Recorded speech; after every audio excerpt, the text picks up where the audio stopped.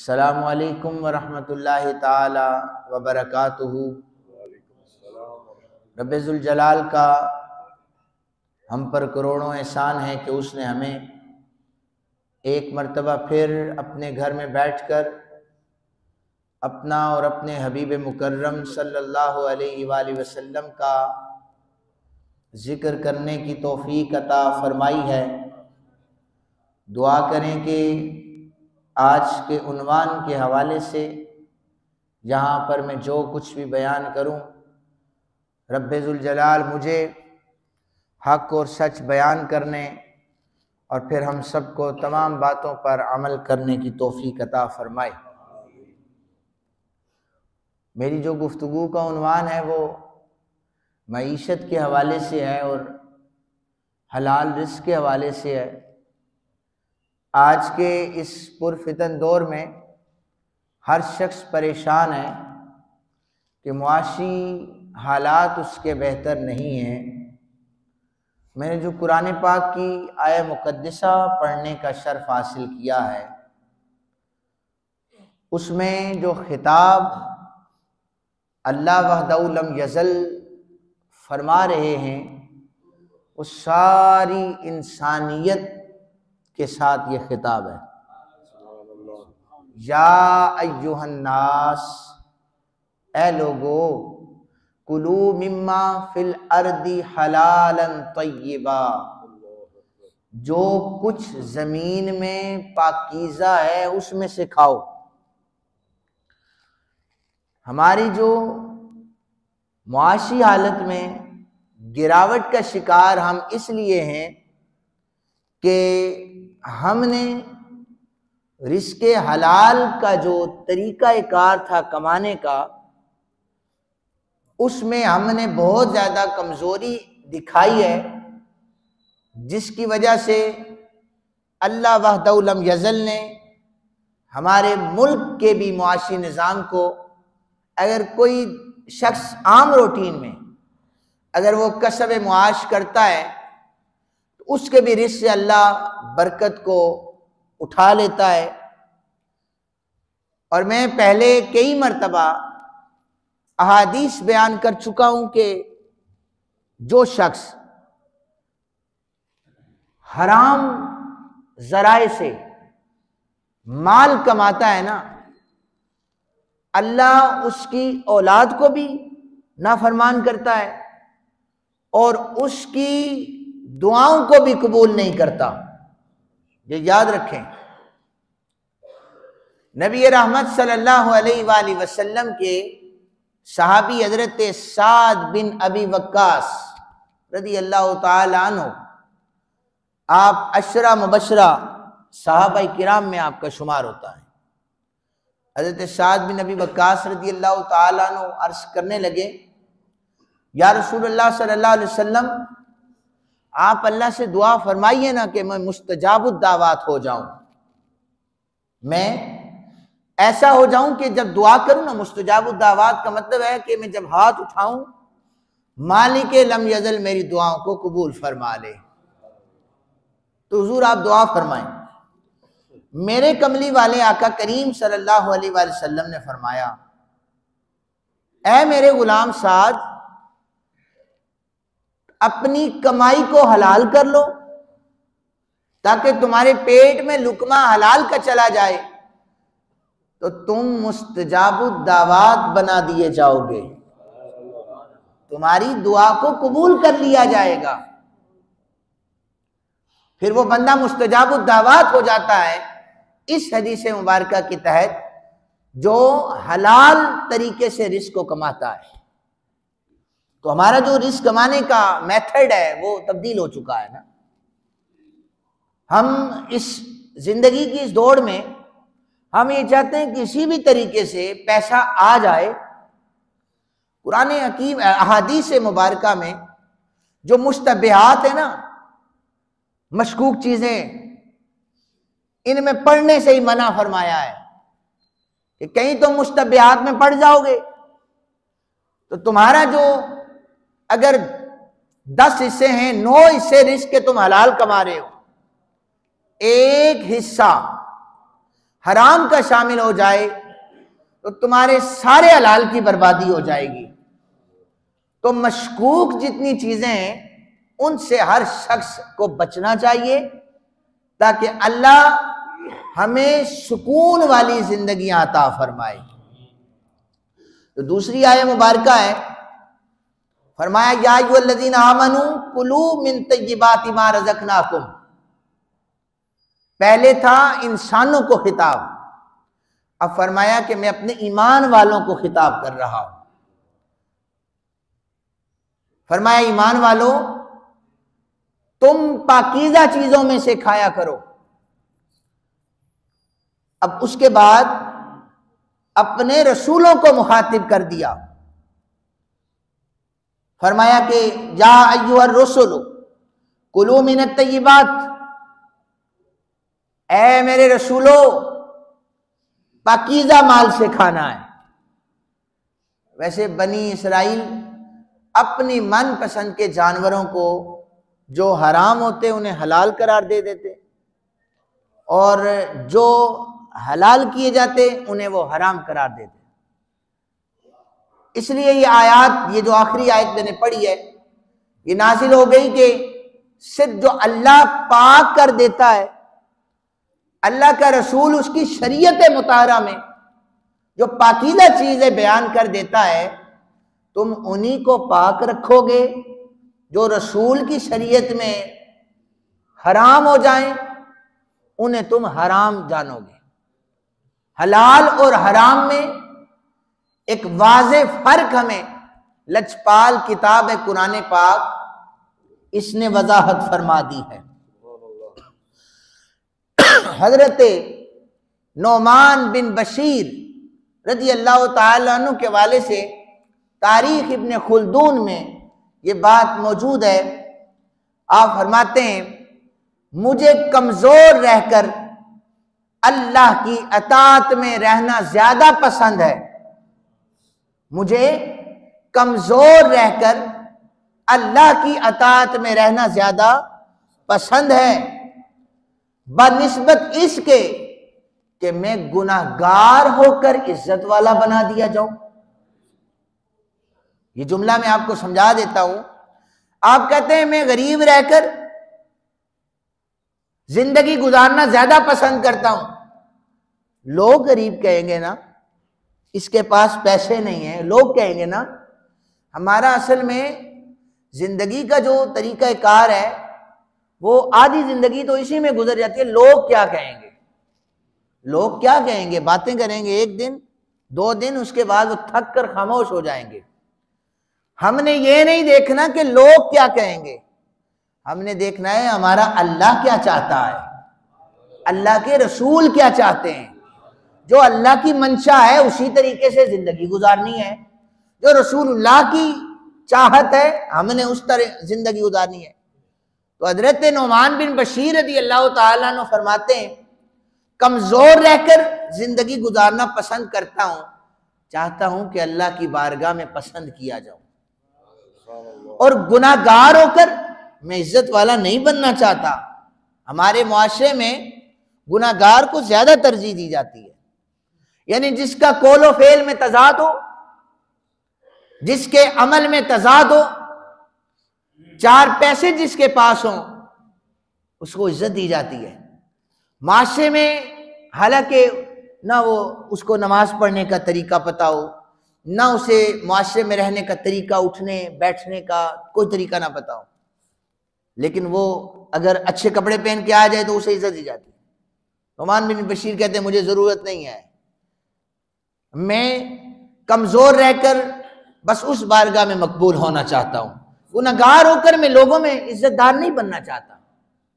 لوگ کتنی عزت کر لیں گے آپ کی، 2-4 دن کی عزت ہے، لیکن آپ کو میں پہلے بھی اکثر عرض کر چکا ہوں کہ جو کریڈٹ ہے نا، انعام ہے، جو ریوارڈ ہے، وہ اللہ کی بارگاہ سے لیں، اور یقین کریں کہ اس بارگاہ سے جب اس کی چاہت پوری کی جائے گی، جب اس کی مرضی پوری کی جائے گی تو مالک ہمارے رزق میں برکتیں عطا فرما دے گا۔ امام اعظم ابو حنیفہ رحمت اللہ تعالی علیہ آپ جو کپڑے کا کاروبار کرتے تھے، میں 2 واقعات آپ کو سنا دیتا ہوں، یہ تاجروں کے لیے ضروری ہے انتہائی۔ امام اعظم ابو حنیفہ نے ایک کپڑا تیار کروایا اور ایک تاجر کے ہاں فروخت کیا کہ میں اس کپڑے کو بیچنا چاہتا ہوں۔ اس تاجر نے یہ کہا کہ جناب امام اعظم، یہ جو کپڑا ہے نا، ابھی مارکیٹ میں اس کی ویلیو کم ہے، تو تھوڑے اچھے دام ہو جائے تو میں بیچ دوں گا۔ حالانکہ ایسا نہیں تھا۔ عرصہ گزرا نا، جب اس کپڑے کی ڈیمانڈ بڑھ گئی تو اس تاجر نے کپڑے کو زیادہ داموں بیچ دیا اور بیچ کر کے آیا اس نیت سے کہ امام اعظم خوش ہو جائیں گے کہ زیادہ پیسے مل رہے ہیں۔ امام اعظم نے کہا کہ میں نے جتنے میں فروخت کرنا چاہا تھا تو اس سے کئی زیادہ رقم مجھے دے رہا ہے، تو یہ درست تو نہیں ہے۔ کہنے لگا نہیں، اس کپڑے کی ڈیمانڈ زیادہ ہے۔ تو آپ نے فرمایا تو نے تو لوگوں کی مجبوریوں کا فائدہ اٹھایا ہے، لوگوں کی مجبوریوں کا فائدہ اٹھایا ہے، لوگوں کو مجبور کر کے ان سے زیادہ پیسہ کما کے تو مجھے دے رہا ہے۔ میں تو کبھی ایسا پیسہ قبول نہیں کروں گا۔ آپ نے اعلان فرمایا کہ جتنا پیسہ یہ مجھے دے رہا ہے میں سارے کا سارا اللہ کے راستے میں صدقہ کر رہا ہوں۔ 10 روپے نہیں چھوڑتے ہم، 5 روپے نہیں چھوڑتے۔ اگر پوچھ جائیں کہ یہ ناجائز منافع خوری کیوں ہے، کہتے ہیں کرایہ لگتا ہے جی، دکان کا کرایہ ہے۔ آپ گاڑی کا کرایہ ایک ہی گاہک سے پورا کرنا چاہتے ہیں، آپ دکان کا کرایہ ایک ہی گاہک سے پورا کرنا چاہتے ہیں۔ اگر آپ جو نبوی طرز کی جو معیشت ہے اس کا آپ مطالعہ کریں تو اس سے ہمیں یہ سبق ملتا ہے کہ نہ رسول کائنات صلی اللہ علیہ وسلم کا یہ حکم تھا، نہ طرز زندگی، اور نہ ہی ان کے اصحاب کی اور نہ ہی ان کے اولیاء کرام کی۔ امام اعظم ابو حنیفہ رحمۃ اللہ تعالی علیہ آپ عصر کے بعد کپڑا بیچا ہی نہیں کرتے تھے۔ آپ کہتے تھے کہ لائٹ کم ہو گئی ہے، اس کا صحیح جو رنگ ہے وہ واضح نہیں ہو رہا، تو لوگ جب لے کے جائیں گے تو رنگ اندھیرے میں صحیح پہچانا نہیں جاتا، ہو سکتا ہے مغالطے میں چلا جائے۔ آج کپڑے کی دکانوں پر کتنے رنگ اور نسل کی لائٹیں لگی ہوتی ہیں، سفید بھی ہے، یلو کلر بھی ہے اس میں۔ دکان پہ جائیں تو کپڑے کا رنگ اور ہے، گھر لے کے آئیں تو رنگ اور ہے۔ کہیں پر غلط ہوا تو بتائیے گا، آپ لوگ معاشرے میں تجربہ کار لوگ بیٹھے ہوئے ہیں، آپ کو ان چیزوں کا پتہ ہے، ویسے ہی بس خاموش بیٹھے ہوئے ہیں، لیکن پتہ سارا ہے آپ لوگوں کو۔ امام اعظم ابو حنیفہ رحمت اللہ تعالی علیہ آپ نماز پڑھنے گئے نا تو آپ کی دکان پر ایک لڑکا تھا، اس نے ایک آپ نے جو کپڑا تھا وہ تھوڑا سا ردی حالت میں تھا، اس کی قیمت آپ نے کم رکھی ہوئی تھی، تو بچے نے مہنگے داموں بیچ دی۔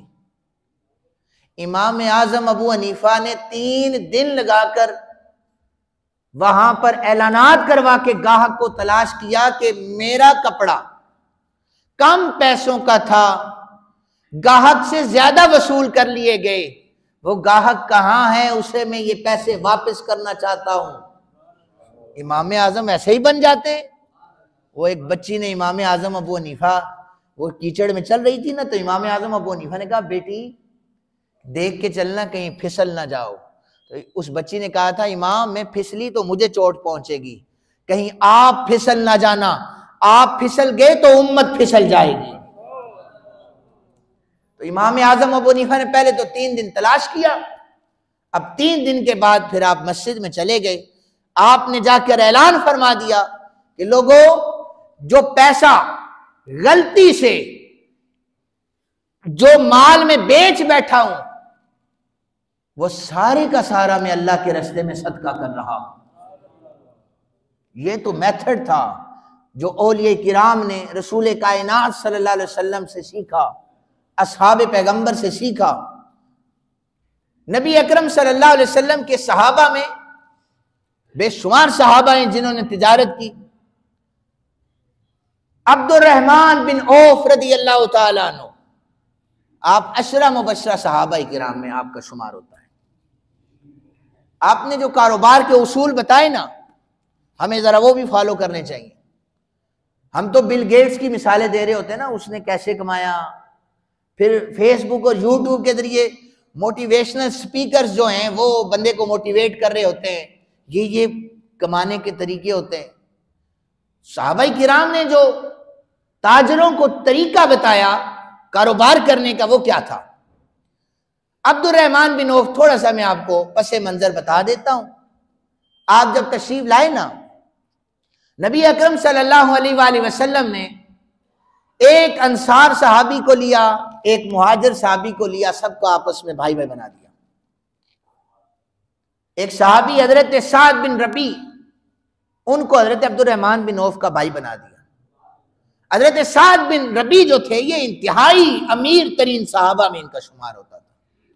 انہوں نے پہلی دفعہ ہی حضرت عبد الرحمن بن عوف کو دیکھا، کہنے لگے میرے بھائی عبد الرحمن بن عوف، میرے پاس اتنے باغات ہیں، آدھے میں تمہیں دیتا ہوں اور آدھے میرے۔ عبد الرحمن بن عوف رضی اللہ تعالیٰ عنہ کے پاس کھجور کی گٹھلی جتنا سونا موجود تھا۔ کہنے لگے کہ مجھے کسی باغ کی ضرورت نہیں ہے، کسی اور چیز کی ضرورت نہیں ہے، مجھے بازار کا رستہ بتایا جائے۔ آپ بازار میں تشریف لے گئے، آپ نے وہاں جا کر کاروبار کیا۔ میں پڑھ رہا تھا تو لکھا تھا کہ سب سے پہلے آپ نے یہ جانوروں کے گردن میں، جانور جب جنگل میں جاتا ہے تو تلاش کرنے کے لیے یہ جو گھنٹی ہوتی ہے نا، یہ آپ نے اس کا کاروبار سٹارٹ کیا تھا۔ یہ جب کاروبار آپ نے سٹارٹ کیا تو اب اللہ نے برکتیں اتنی عطا فرمائی کہ ایک وقت ایسا آیا، مدینہ طیبہ میں رات کو اچانک سے لوگ بھگ دڑ کی وجہ سے جاگ گئے۔ لوگوں نے پوچھا یہ شور کیسا ہے؟ کہا یہ ہزاروں اونٹوں پہ سامان لدا ہوا ہے جو عبد الرحمن بن عوف کا مال آیا ہے۔ اللہ نے اس تجارت میں، ویسے تو نبی پاک صلی اللہ علیہ وسلم نے فرمایا اللہ نے 9 حصے تجارت میں رکھے ہیں، 1 حصہ ملازمت کا ہے۔ تجارت میں کتنے حصے؟ 9 حصے رکھے۔ اب ملازم کا حصہ لوگ کیا کریں گے؟ سارا حصہ تو کاروباریوں کو مل رہا ہے۔ تو حضور نے فرمایا نہیں، جو ملازم پیشہ ہوگا، جو محنت مزدوری کرے گا، یاد رکھو اللہ اسے ڈبل اجر عطا فرما دے گا۔ کسی جگہ پر بھی کمی نہیں رکھی، بیلنس رکھا گیا ہے۔ عبد الرحمن بن عوف کے اونٹ آئے، لوگ اس خیال میں تھے کہ اب تو عبد الرحمن بولیاں لگائے گا، مال اتنے میں بیچے گا۔ عبد الرحمن بن عوف کو مہنگے دام ملنے لگے، لوگ آ کر کے بولیاں لگانے لگے، خالص مال ہے، اتنے ہم تمہیں دیں گے، دے دو۔ عبد الرحمن بن عوف کہتے ہیں میں تو نفع کا سودا کروں گا، میں گھاٹے کا سودا نہیں کرتا۔ لوگ یہ سمجھے کہ گھاٹے سے مراد یہ ہے کہ ہم قیمت کم لگا رہے ہیں۔ تاجر آ کر عبد الرحمن بن عوف کے مال کی قیمت بڑھاتے گئے، اور ادھر عبد الرحمن بن عوف ہے کہ ماننے کے لیے تیار نہیں ہے۔